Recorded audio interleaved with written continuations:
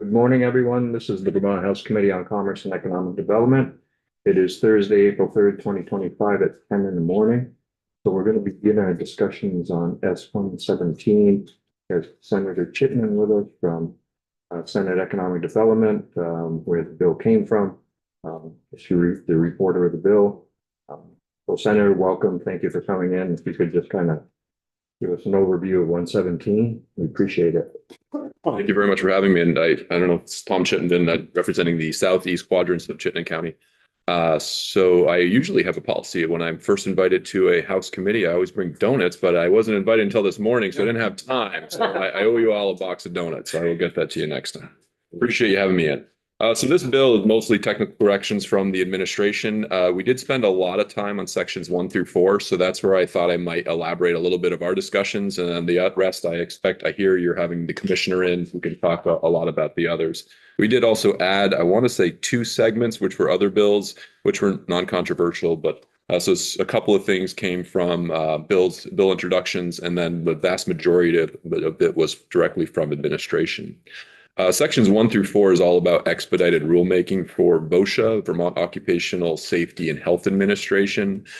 We came to a good place. This was a unanimous vote. It was everybody supported this. Just it was something that I think the committee wanted to reconcile and make sure we knew what we were getting ourselves into, because this bill would allow the Vermont Department of Labor to more seamlessly synchronize the adoption of standard issued rules by the U.S. Department of Labor's Occupational Safety and Health Administration for the state.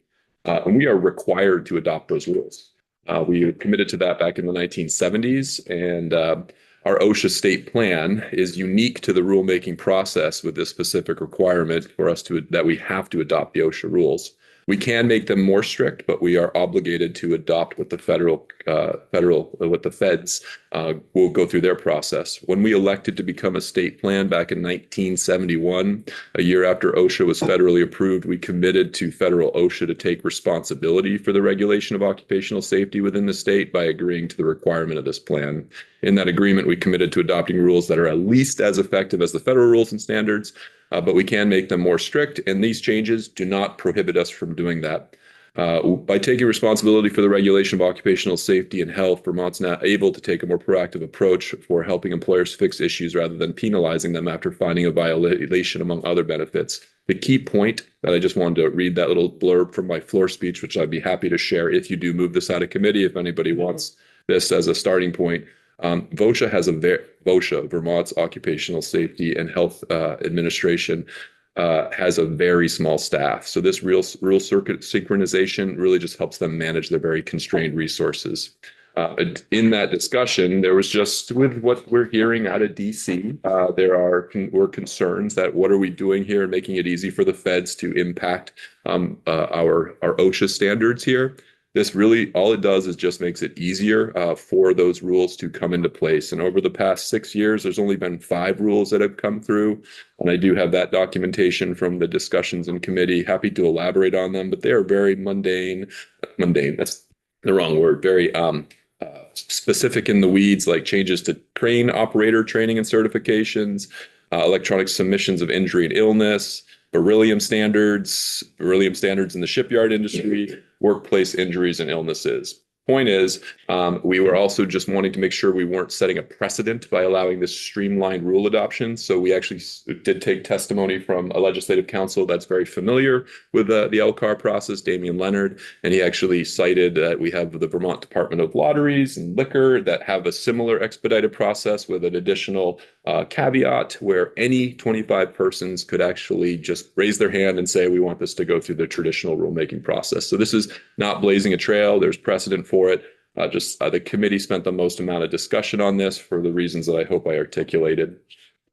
Happy to elaborate on any of that if you want. I will say section 5, unpaid wages, really comes from the administration, so I'll leave them to make the case more so than what I would elaborate on here. Same with section 6, another technical correction, rounding a decimal place point. So section 7 was actually a bill introduced by 3 senators, S6. So we pulled that language. There was no objections to it. It's just a carryover language from the 1940s that we're removing the commissioner's authority to be able to recommend a sub-minimum wage for individuals with disabilities. It just hasn't been used. It since then we have the Americans with Disabilities Act, and there's no need to keep that language there. So it's in a way some form of cleanup. Section 8, notice of potential layoffs. So we did actually have some clarifications on this. So I encourage you just to make if you're going to move this out of committee, sir, whoever it does floor report this, get this straight, because it does two things and it can confuse the numbers. So it does clarify that a covered employer that has to notify when they're going to do layoffs is any employer with 50 employees in total, not just in Vermont. So that you are swept up in this notification if you have some employees in Vermont, but at least 50 employees anywhere worldwide. And then the other part of this reduces the number of employees affected by a layoff or shutdown from 50 to 20 to trigger the notice requirement. So it's not changing the thresholds for having to have 50 employees, but it's just if you are triggered and that you have 50 employees and you issue now 20 layoffs of Vermonters, you would have to go through this process. So I would just make sure you get clear about those two distinctions there. We spent some committee time on that. And then there's some tweaks to unemployment compensation insurance and experience ratings records. So that too, it took me, section 17 was a bit of a technical caveat that I took some time to comprehend, but I guess there is some instances where out-of-state companies are coming in and buying Vermont businesses and then creating two new entities, sometimes being able to segregate employees into two different entities and then optimizing their UI obligations. And so this is just some clarifying language so that nobody's gaming the system and avoiding contributions that they should be paying to keep the system stable. And that came to us from the administration. Section 18 and section 19 also came from the administration. I think that they will do a better job than I of explaining it, but I'm happy to give me my floor speech or answer questions as to where we came on those things. Section 20 is just restarting a system. This is why it went to appropriations. I believe section 18 and section 20 is what triggered it to take a route through our appropriations committee. It does not have any consequential. It's very de minimis. It's just restarting a program that we had before the pandemic, which allows employers to not have to have part-time compensation from the UI fund without having to lay off employees. So it's just restarting a program that DOL is now getting ready to, with the system upgrades, being able to offer again. So it just means some revenues might come out of that short-term compensation fund, which already exists, and that's why it triggered appropriations. And then we also did push the date out. They are close. And we just had the commissioner in this morning. Very happy to hear that we can start telling our businesses by hopefully May 26th, but it's on track sometime next year. The system will be upgraded and much more reliable and easier to use for businesses. So that just pushes the date out there. Hope I didn't talk too fast or subdue any questions by talking so quickly, but Chair Marcotte, what would you like me to do next? Oh, Senator, thank you. Are there any questions for Senator Chitman? Appreciate no questions. I can get back to committee. I owe you all some donuts. See ya. Thank you. Okay.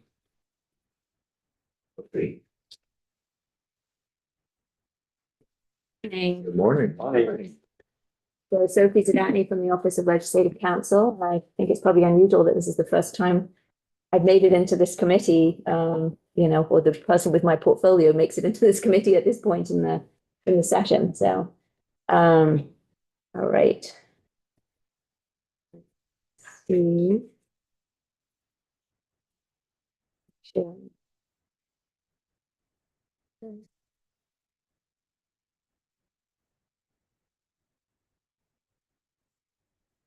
And you will see that. Okay. So Senator Chittenden said this bill really started from the Department of Labor looking at a number of technical corrections. The bill largely reflects what the administration was seeking, but there were some changes to it. And so I'm going to go through, there are different categories as you saw, but sections 1 through 4 deal with safety and health rulemaking. Then there are some wage and hour provisions, sections 5 through 7, a notice of potential layoffs in section 8, and then unemployment compensation starting section 9 through to the end. So what I'll do is just go through each of those sort of groups. And then if you've got questions, if that works for all of you, I will do it that way. And I know Senator Chittenden really spent some time on the rulemaking piece, so he explained the reason for this. So again, just to quickly reiterate, we have a very small VOSHA staff here. We're required under the state plan to adopt any of the federal OSHA rules. And so right now, the Department of Labor has to go through the full rulemaking process, even though there's no flexibility around the rules that are being adopted. It's expensive for them. Again, it's costly in terms of the resources they have available. And so this was looking at an expedited approach. I think there were concerns around, are we creating a slippery slope here to have expedited rulemaking and sort of get around the current process? This is a very unique situation that VOSHA has. This is not really replicated anywhere else. But because I think of, question of whether this is a good idea or not a good idea, Section 2 and Section 4 both are effectively repealing this expedited rulemaking process after 3 years. So there's a 3-year window in which to see how does this work? Is it effective? Is it a good idea? And unless the legislature acts, this expedited rulemaking will sunset in 3 years' time. So, and again, Damian Leonard, who previously was the labor and employment person and is the staff person on LCAR, came in and provided testimony to Senate Economic Development. And so one of the ways to address the concerns was to come up with some sort of alternative processes. So as you go through this rule, it only applies if VOSHA is adopting the federal rule wholesale. If there's any changes, if they're making more protective rules, or they're rulemaking in an area that OSHA at the federal level is not rulemaking, then they would need to go through the traditional rulemaking process. This is literally only for things that are, just a copy and paste from the federal system. So, and then this lists out what would happen under this. So again, the commissioner would be providing notice of the proposed rule to interested parties. And so that would be employers in a particular area. And if the rule, relates to, crane operators, letting the crane operator employers know there's a rule out there on the trade organizations so that they're aware that we're going, the department's going to be going through this expedited process. They would still have to post the proposed rule or standard on the website for at least 30 days, provide 30 days for public comment, and then they would be able to move forward. They would still need to file with the Secretary of State. And then this lists what needs to be submitted to the Secretary of State. So I'm just going to zip through that. And then they also need to hold on to all the papers, all the documentation that they have around the rule for at least 1 year. And again, this just reiterates for any rule or standard proposed that's more protective of health and safety than the federal standard, or for which there's no corresponding federal rule or standard, then they would need to go through the process under Title III. And as Senator Chittenden mentioned, if 25 or more people, even if it is just a cut and paste, if there are 25 or more people that feel strongly about they want to weigh in and provide public comment, then they can request that, and then the department would need to go through the full process. Sophie, I know that there are regular rule making that they're required to, or notice is sent to the chairs of the committees as well. In this proposal,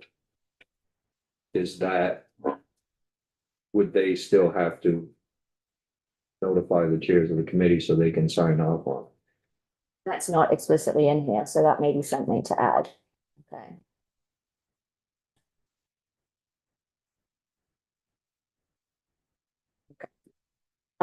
And then Section 2, as I just mentioned, this is effectively the repeal.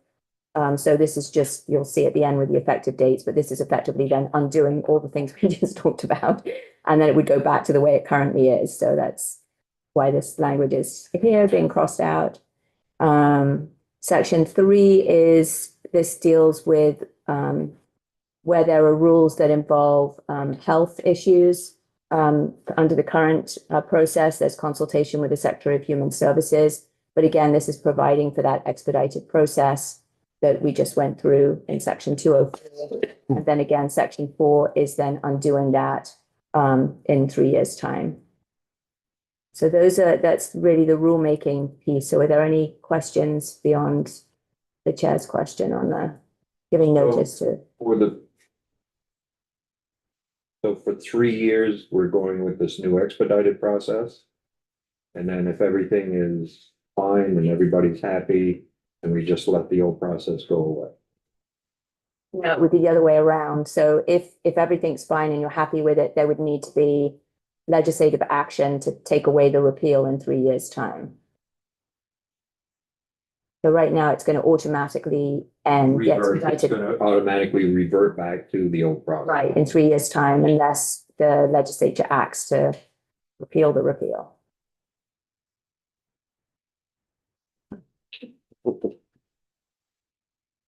Other questions, John? This is the version that's posted on our website is the bill that's introduced and passed by the Senate. So it's a 22-page bill. And so the line, it's not a line, it's just the same text, but with just some other thing. The unofficial, do you want the unofficial version? Yeah. It was just the one that I picked up on our website. So, okay, I can resolve this then. Right? Okay. So I just took it from the unofficial version that's posted on the website. Yeah, sorry if it's not aligned. Okay. All right.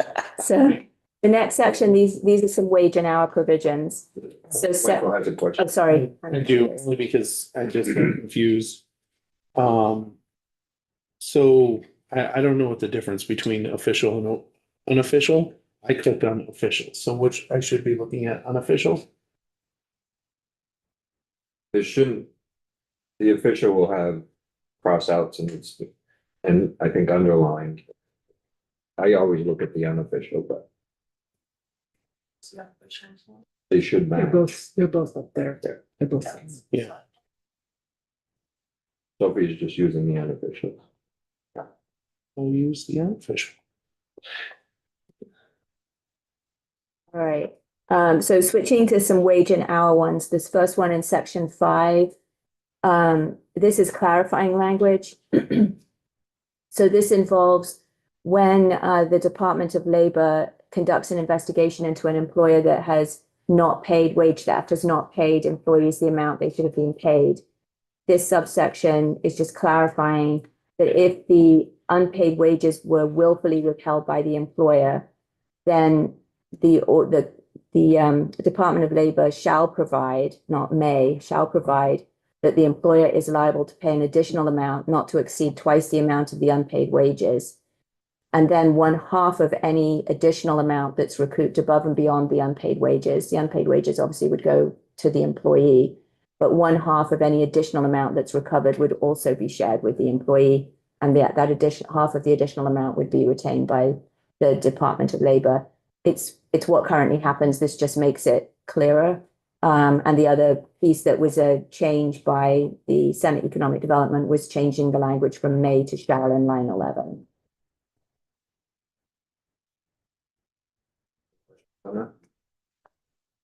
and that is going from may to shall does make it clearer, right? Right. Well, it's just right. Instead of it being sort of optional, it's like, no, we are going to actually, if it's willful. So if it's willful, we are going to impose a penalty. We're going to seek that.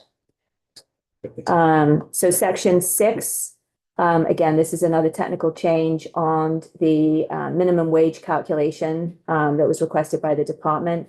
And this is just, you'll see the underlined language in line 4, rounding to 1 decimal point. This is the calculation right now under minimum wage.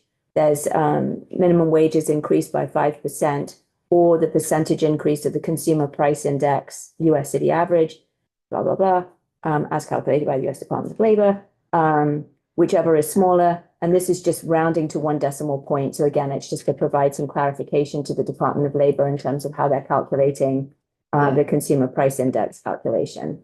So it's, can't explain it more than that, but the department may be able to do that for you. Section 7 is the section that Senator Chittenden was just referencing. This came out of Senate Bill 6, and this was to remove the authority that the Commissioner of Labor has to recommend a suitable scale, basically a sub-minimum wage for individuals with disabilities. And this was something that was in the original Fair Labor Standards Act that was passed in the 1930s as part of, coming out of the Great Depression. And when Vermont went ahead and created their own act on minimum wages back in the 50s, this language was in there. And originally it was really to make sure that individuals with disabilities, there was an incentive for employers to hire individuals with disabilities because they could hire them and then pay them a lower wage. It really has not been used in Vermont. There was a push by the Biden administration to eliminate it at the federal level. I don't know where that is right now. A number of states have moved forward with removing this. Vermont just has not used it. And so this was really a sort of effectively a cleanup to just take away the authority to recommend, which again, it would have to go through, there's a federal process to get a certification. It's called a 14C, Section C. But again, it hasn't been used by our Commissioner of Labor. This is just removing the authority. And again, our laws have kind of moved on since then. So under our equal pay provisions, right now, it would actually be illegal under Vermont law to pay someone with a disability less who's doing the same work or similar work to someone without a disability. So it's, I'm not quite sure how you would be able to do that anyway. But learners and apprentices are still, Right, that's still covered, yes. and learners, I think we're talking about high school students. I think so, yeah. Yeah, but still in the statute. Okay, I think we'll talk to Okay. our Commissioner about that. That's what you're thinking. Well, I'm thinking why, I suppose, I'd like to understand more about how much that's used, if at all. It just seems like, And again, it's been there since the beginning, and since the Vermont passed the original sort of minimum wage laws, that language has been in there from the beginning. So it may also be redundant. really not our purview, it's more of House General's purview, but just find it interesting. And I don't know that many businesses utilize that anymore. Everybody's struggling to find. If you're gonna pay a high school kid a minimum, the federal minimum wage instead of the state minimum wage, you're probably not gonna get, and same with an apprentice as well. Okay, thank you. All right, so Section 8, this is the notice of potential layoffs. And again, Senator Chittenden kind of explained this. So one element of this is clarifying that which is further down, the employer, is just clarifying that it's 50 or more, to be a covered employer, it's 50 or more full-time employees in total. So not just here in Vermont, I believe there was some ambiguity around that before. So then you're a covered employer. And then if you're a covered employer and you have a business closing, that means shutdown of a facility or you're ceasing operations, and that impacts 20 or more employees here in Vermont, then you need to provide the notice to the Department of Labor. And the reason for providing the notice is the Department of Labor goes in and then provides support to those employees, resources, how to sign up for unemployment, here's how to find a new job. So really, this is just a way to make sure that the Department of Labor can, in a timely way, get in to assist employees who are being impacted by a closing of an operation, a layoff. So does that notification have to happen before the layoffs? Yes, yes. So potentially, we're saying that information can get out there before even the employees know about it. Yeah, I mean, usually it's notice from the employer to the department. And again, the department can probably talk more about this. They wouldn't publicize that until the employer has had the opportunity to speak to employees and let them know what's coming. It just means the Department of Labor is in a position to move swiftly to assist those employees. But they can certainly share more about how that would play out in practice. But again, I think the department doesn't want to be surprised when there's a notice in the paper that, X employer is laying off 100 employees, and then they're scrambling to try to provide services. to those employees. Wonder if there's any way to put an embargo on that? Or for information, I know that, I've Yeah, let's wait. we can, sorry, okay. Commissioner will be here this afternoon. We'll have more discussion. This is something that he did for years ago, back in the teens sometime. I think 2013. Go ahead. Thanks, Sophie. So in H 34, that's still going through the Senate, we've modified some job responsibilities for business, for the Department of Labor and the new executive director of workforce for the state. And I'm curious if, when you get a chance, if you could look and see if we need to harmonize this section as well about who gets notified, because I think that we are asking the workforce development. State Workforce Development Board. Thank you. Workforce Development Board and the executive director to be a little bit more responsible for supporting these businesses. And so I just don't want to miss that. The questions? Okay. This is also known as the Warren Act. Yeah, I always thought of it as the mini Warren Act because there's a federal Warren Act. This seems more stringent than the Warren Act. Like It's takes the in a lower thresholds because we're a much smaller state with smaller employers. Yeah, that makes sense. It just seemed like that was in line with something that the senator was speaking about earlier, in terms of scale. And so great. All right, so turning to unemployment compensation. So these next sections 9 through 16, I'm going to try and just move through swiftly, but essentially with the implementation of the new unemployment insurance system, they're going to be able to notify claimants and employers electronically. And right now the statutes specify that you have to send things by mail.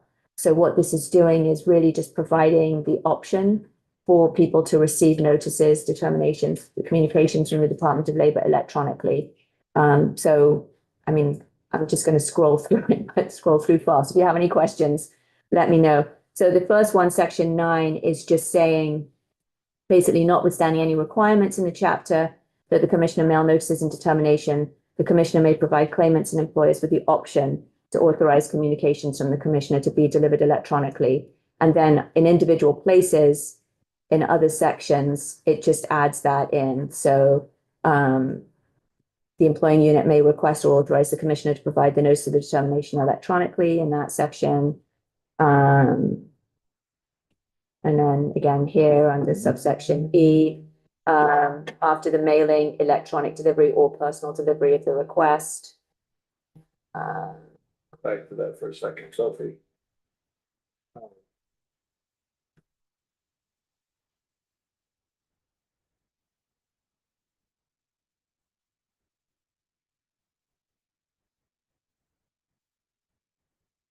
Make it bigger. I know, I know, so the default is through mail, So the first section, right? the first one that I looked at, that provides the option. So my understanding from the Department of Labor is this would be optional for people. So it wouldn't be required to be done electronically if people don't want it to be done electronically, right? So this was just a way to, in individual sections, just to add that flexibility in there. So electronically or by ordinary mail.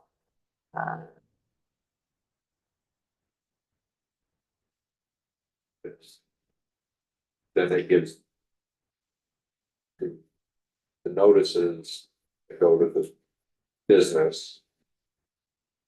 Now there's no option there. The option is with the commissioner. No, I think it would, my understanding is it would be, I mean, I can double check, but my understanding is the intent would be that for anyone that's using the system, that they can choose to receive notices and determinations electronically. I think partly also because of the mail can be, just take such a long time. Yeah.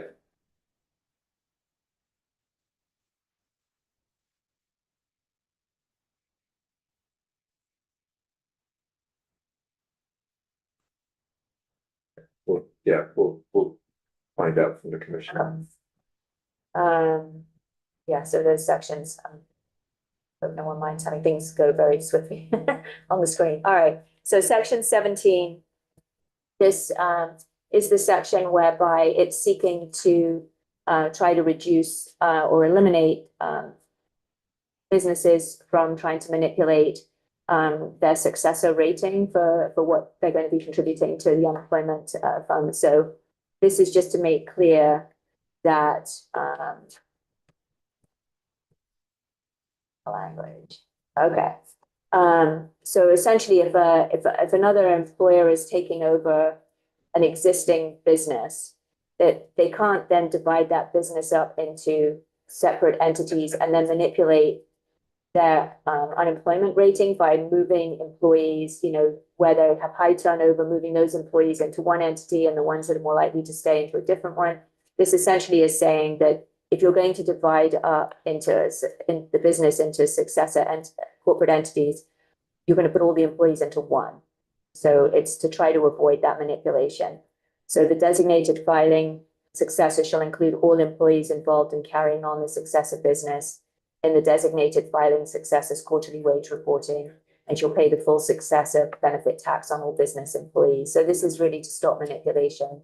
And again, I think the department can probably explain more about the situations they've encountered, but this is trying to close a loophole that's obviously being exploited.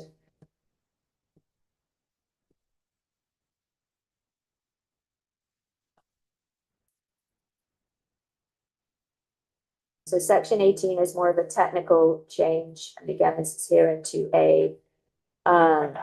So this is for the computation of the current fund ratio and the highest benefit cost rate. So the highest benefit cost rate in the middle of the page there, line 15.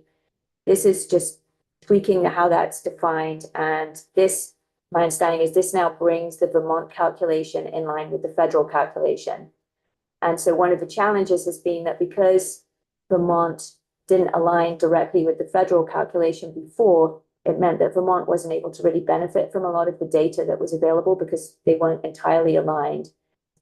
So, and again, I'm sure the department can explain a little bit more, but my understanding of this, and again, I would defer to anything the department says, that before, when they were looking at what the highest amount of benefit payments that were made within a 12-month period, but that did not take into account what was coming in on the other end. So for example, if there was a change in the rate, even though you might have a high number of benefits being paid out, you may actually be getting more in because the rate has changed.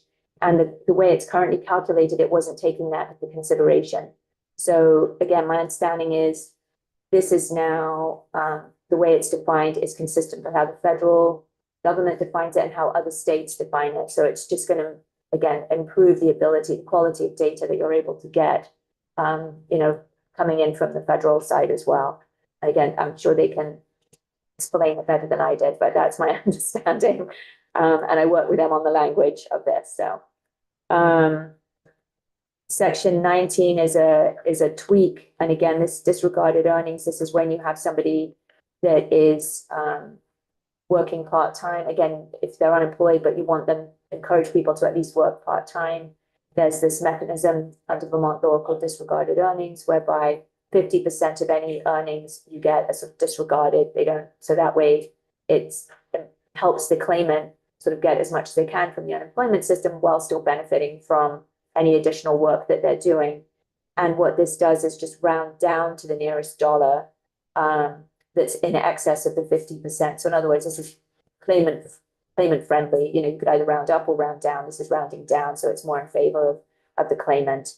And again, it's just a clarification because before it was rounded to the nearest dollar, and this just makes it simpler if it's rounded down to the nearest dollar. This is talking about the short-term compensation program, which was placed into dormancy in July of 2020. This is a federal program. And again, this also is to address, to try to avoid having people being laid off.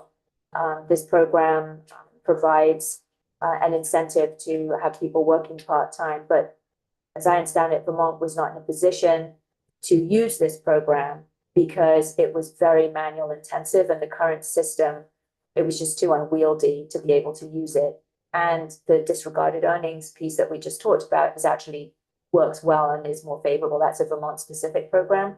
This is a federal program. But with the new system, the Department of Labor will be able to do the short-term compensation program. And it's encouraged by the federal Department of Labor that Vermont have this in its toolbox. And there can be benefits to having the federal program. Sometimes there can be incentives. They benefit the state if you're using the same programs.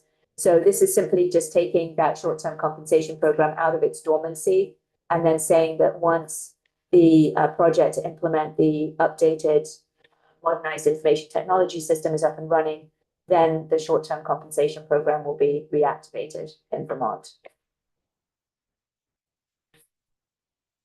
And then section 21 is just moving up the date for the implementation of the new unemployment insurance system from, I guess originally it was that it was going to be July 1, 2025, and it's now set for July 1, 2026.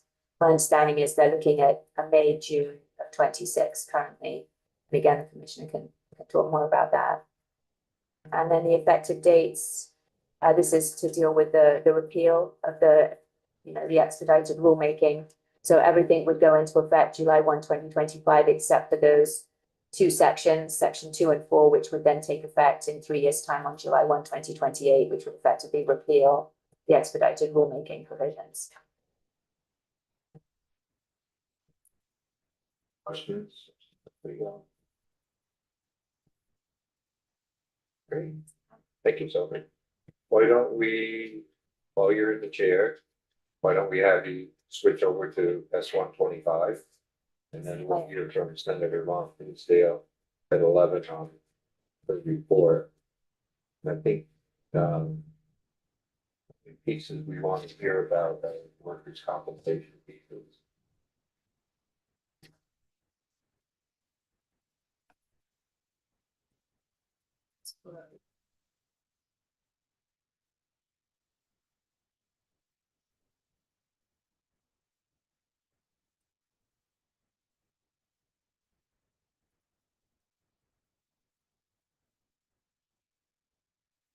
It is. It's a little bit obnoxious. It's scary, but. What? I know, right? Stellar bunchers that Representative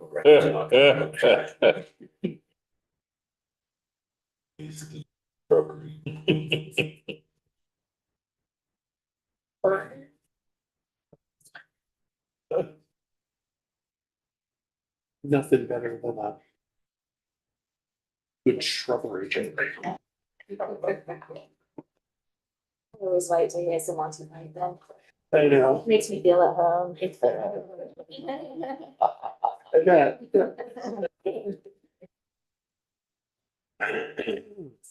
Okay, so this was Senate Bill 125. This was the Senate Economic Developments bill that kind of included, it was sort of their labor bill.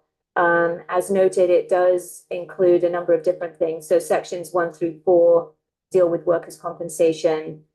Sections 5 and 5A deal with labor relations, and section 5B deals with state construction projects. But my understanding is you're really only interested in the first 4 sections. So, We may be interested in the rest. yeah, I'm happy to share. First 4 sections. Gotcha. Okay. So, the first couple of sections here, well, section 1 and section 3. Section 1 is definition. Section 3 is a request for pre-authorization. But what those 2 sections do is they provide that medical case management for workers' compensation claimants can be available at the request of the claimant. So right now, currently in the workers' comp rules, the insurance company can request medical case management for claimants, but there isn't an option currently for claimants to ask for those services. So what these provisions are doing is allowing claimants to request, and go through the pre-authorization process and then the appeal process and stuff as well. So I will go through that with you. So this definition of medical case management comes directly out of the workers' comp rules. So this is not, it just hasn't been in statute before. But this definition is out of the current workers' comp rules. So again, medical case management can include medical case assessment, personal interviews with the injured employee, assistance in developing a medical care plan, with the employee's families, evaluation of treatment results. And the goal is really to make sure that the injured employee understands what their options are, and they can make informed choices about what medical treatment they receive. And then to be clear, the medical case managers, although they are actually working for the carriers, they are not providing medical care or adjusting claims. They are representatives of the carriers, but they're not, adjusting the claims or making the decisions around medical care. They're just working with the claimants to make sure they understand what their options are. And then again, part of the definition, just that the injured employee shall be entitled to medical case management services if reasonably supported, and then support can include recommendations from their healthcare provider or evidence demonstrating that their recovery would benefit from receiving the services. And then I'm going to just jump to section 2. I did them in order that they come up in the statute, so it just seemed to make more logical sense, but it doesn't make sense when presenting it. So I'm just going to quickly do section 2, which provides that if an injured employee does not speak English fluently, the carrier would be providing, it says the employer, but the employer also means the carrier in these cases, would pay for translation services, again, to make sure that the injured employee understands and can participate in their medical treatment. But also in the rule. I'm not sure if that is a current rule. I'm guessing not, but yeah, this is, and again, my understanding is the department didn't have any objection to this being included, but I don't think it's currently in the rules. And then section 3 just goes back to talking about that medical case management and the process. It just adds this as a service, and then it goes through, the claimant needs to request a pre-authorization, and then the mechanism of how that would work, and what the insurer can do so they can authorize the services. They can deny the services because they dispute the entire claim. They can deny the service because they don't think there's reasonable support for the requested service. And then they can schedule an examination. And then it also provides that they can, if the insurer fails to get back to the claimant to advise them whether or not it's being approved, the claimant can then reach out to the Department of Labor to request an order authorizing the services. And in addition, there's also under G, the ability for the insurer to, if the insurer denies the claim, for the claimant to go to the commissioner and to get the commissioner to agree that they should receive the services.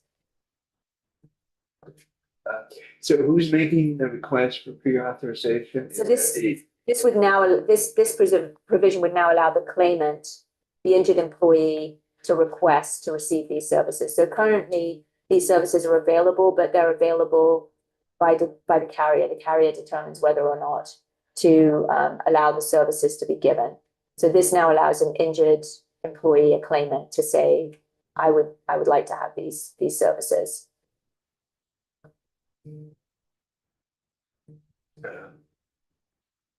Claimant seeing a doc, and the provider says, you need this guy PT or either kind of thing. And right now, the insurance company, through probably medical authorization company of some sort, intermediary, will determine whether or not the claim is going to be authorized.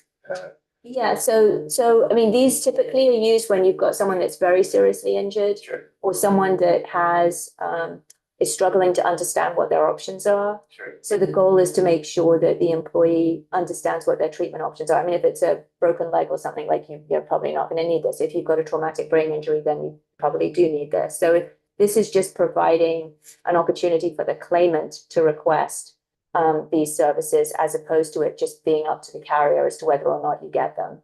Yeah, and maybe there's something to the commission. I'm trying to understand the underlying responsibility or authority, I guess, of the insurer with respect to the claimant over, authorizing or denying a claim.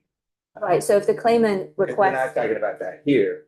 so well, if the claimant requests it and the carrier can agree, like, yes, that's a good idea, you're going to get it. Right. Or no, we actually don't think you have a workers' comp claim, we're denying it, or we don't think that it's reasonably supported, I don't think you need it in your particular case. They can deny it, and then the injured worker can then reach out to the Department of Labor and sort of make the case to them that I feel I really need this, and then the Department of Labor can say, yes, you get it. I'll just get an education about what the Okay. underlying system of pre-authorization pre-authorization. Right, okay. And then the last section that deals with workers' compensation, this is a penalty provision, so right now, if benefit payments are delayed, there's a late fee of $10, or 5% of the benefit amount, and this is providing an escalating penalty scheme up to 15% of the benefit amount. So if someone's habitually not being paid on time, they would then receive 10% of the benefit amount for the second payment that's late, 15% for the third, and any subsequent payments that are made after the established day. So it's to incentivize prompt payment of benefits, because there was testimony that there are certainly situations where individuals are not receiving their benefit payments in a timely fashion.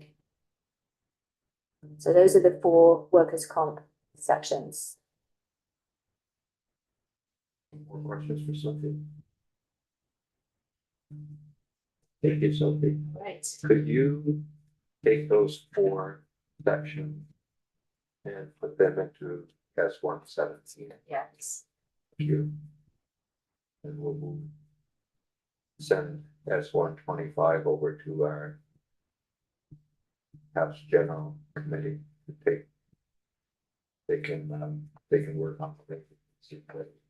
And we can get these 2 bills over to get them out and get them done. Thank you.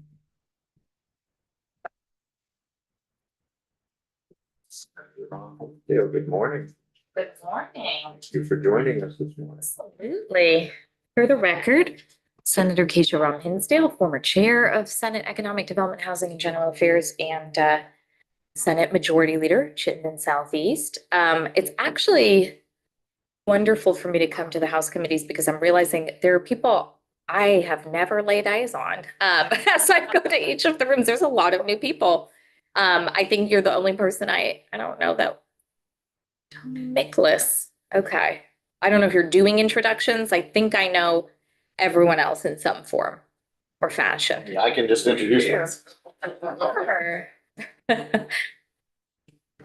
Sure. Jonathan Cooper, Bennington 1, Southwestern corner of the state. I'm Lee Harris Duncan. Ralston, Bristol, Lincoln, Moncton, Starksville. Good to see. Abby Duke from the most beautiful part of Burlington. I don't live in Burlington anymore, so I won't argue. Frank, representing chair, vice chair.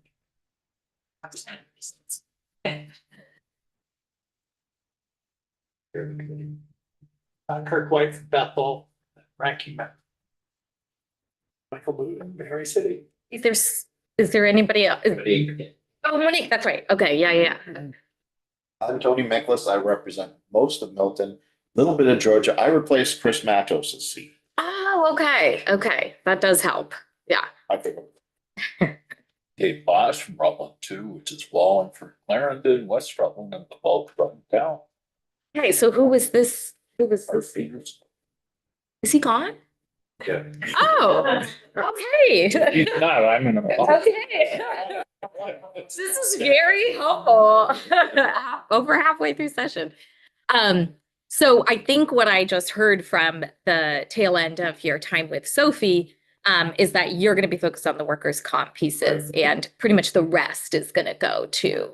That's great to hear. I often, having served on House General in the past, wonder, if how people are breaking out jurisdiction nowadays.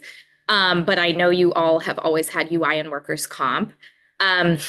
And I thought then, I would say overall about the bill, the feeling of our committee is that our labor bills are also workforce development bills. This is how we ensure that people feel fairly treated and experience safe working conditions in Vermont, and that's important to our employment and our workforce development. Specific to the workers' comp sections, I find we have so much to do this session that we may have skipped some of the why do we have these systems in the first place part of things. So that was the thrust of my floor report about this section of the bill. We've had a workers' compensation system for about a century in Vermont and across the country. And it has evolved over time, but it is essentially a grand bargain that you forego your right to sue your employer for your working conditions or being injured on the job in exchange for an insurance program that protects everyone and helps people get back to work after an injury. So I think sometimes when people are new to labor issues, we have to remind ourselves that these are deeply embedded principles that, when we look at working conditions from 100 years ago, we sort of don't want to return to any of that. I don't want to return to any of that. I feel like we're relitigating a lot of that right now, but we think labor laws are important to having a civil and functioning society. So that's where you see I think, small tweaks to the workers' comp changes. The Department of Labor was neutral on this entire bill. And in fact, the section about late payments, we had Jamie Fian and the insurance industry in, and to save you maybe some testimony, or in case it didn't come up, we had him in the room with a labor attorney who helps a lot of folks who are on workers' comp and experiencing late payments. And Jamie said, I guess we don't really have a problem with this, but we don't think it's happening very often.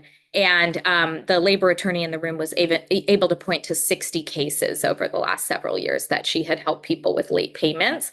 We did something on late payments last biennium to increase the penalty, I think from 5 to 10%. Sophie might know. And we are still seeing late payments, and we felt it's one thing to experience 1 or 2 late payments, but consistent late payments have a real effect on people's lives. These are people who are injured out of a job. This is only up to 2/3 of their wage regardless. So, being able to get timely payments to not experience financial hardship or penalties on, their own financial side is really critical. And there are lots of instances, as you probably know, in our commercial code where a late payment constitutes an injury to the person who receives that payment late. That could be rent or, hi Cameron, all kinds of transactions. So we felt that it was only fair in this case to make sure we're clear. The insurance industry might come in and tell you, something different, then they don't feel like this is happening a lot, but that's what they led with in our committee. And we are very sensitive to the cost of insurance. We're not trying to have the cost of insurance go up. We hope this just incentivizes on-time payments. Any questions for Senator? We should, on those penalties, the penalties revert to the Department of Labor, or do they revert to the injured worker? The injured worker. There's a little bit of just a question of scale. You mentioned having 60 cases. Mm-hmm. That's, from my understanding, so I don't know very much about it. Is that a lot? Is that a big number? Way bigger than it should be? That's a great question. I mean, it's more than 0. So for us, it was a matter of, it on the one hand is not going to cost insurance companies a lot if they are chronically late with 60 people. And on the other hand, as a percentage of overall people who are taking workers' comp at any time, I can't give you the percentage. But we simply felt that, if there's particular carriers that are chronically late with their payments, or, this is some kind of trend that they feel like they're able to get away with, that we want to nip this in the bud now and not have untimely payments. But it's worth asking. Sophie is wonderful and new to this jurisdiction.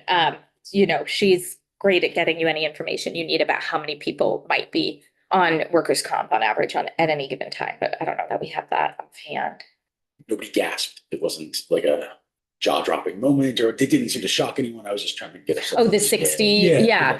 I mean, that's sizable when you ask the question, is this a solution in search of a problem, right? That's enough Vermonters, of who's in the workforce, of who is injured and is receiving workers' comp, 60 in the last 3 years, let's say, is, we thought substantial enough that we've revisited this issue because we had been previously talking about it as well. Mhm. Well, it's certainly substantial for those 60 people. Exactly. Sure. Exactly. Yeah. Can I just add to it? That was 60 for one attorney.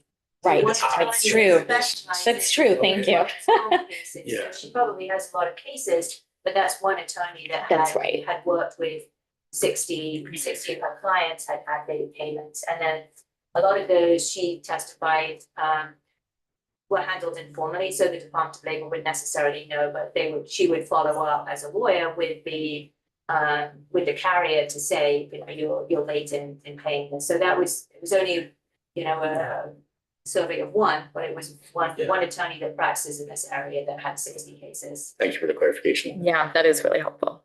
Reminder. It's, I think, an area we can discuss with the commissioner as well. Mm-hmm. Mm-hmm. Wondering if, did you take any testimony? If the Department of Labor has any statistics on that?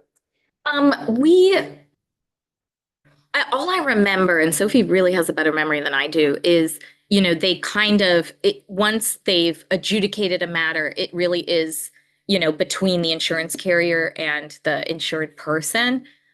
So I don't remember DOL having more information. I think they were aware that there are these situations, but again, the testimony was that the Department of Labor wouldn't necessarily be notified of all the late payments. But So we don't know how big the problem really is. right, and the attorney who handles a lot of these cases, again, she testified that primarily she's working directly with the carriers to sort of nudge them into getting the payments made, although it sounds as if there has been an effort by attorneys who work in this area to start reporting it to the Department of Labor, so, to provide a sort of track record that this is an ongoing problem. I think that's probably an area that we might want to explore. Sure. We could require self-reporting by the carriers themselves to the Department of Labor when they issue late payments, so that we get a better idea of what's going on. If it is happening and if it's rampant, then we need to do something to stop it. I hope this committee is just looking at, the experience of people with their insurance coverage overall. I've encouraged our committee to do the same with property and casualty insurance, but, everyone is experiencing higher premiums and what they feel like might be a reduction in service or coverage. So glad to know that you all are looking into that. In terms of pre-authorization, prior authorization, wondering if you had any testimony around, how that's working in general in terms of claimants, making sure they have access to necessary services. Yeah.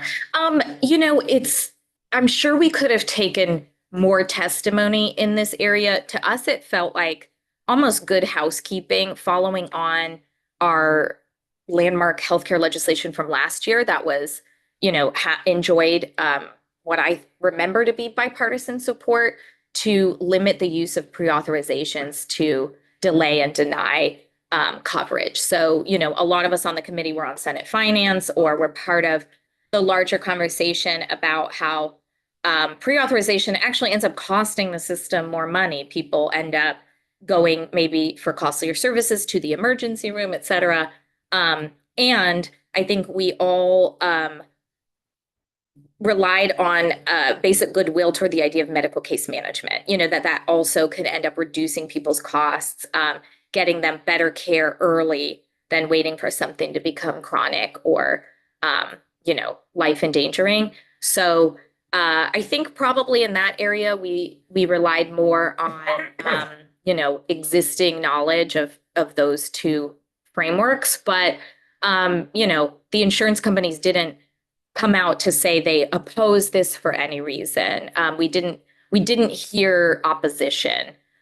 This did, I think, to everyone seem like just a good practice. So most people don't know about medical case management. So, you know, they might not know to go hunt that option down if it's not already authorized. Other questions for Senator Rothman? Thank you. Thank you. Good luck with your 4 pieces of the bill. Hope we've made your job easier. Committee, Department of Labor can't come in until this time. So, I think we're done for the morning. So we're back here after the floor. So 10 minutes after the floor, be back here. We'll have those discussions on UI, worker comp, OSHA with the Department of Labor. Then, so any questions? Hey, Sophie, thank you for walking us through this morning.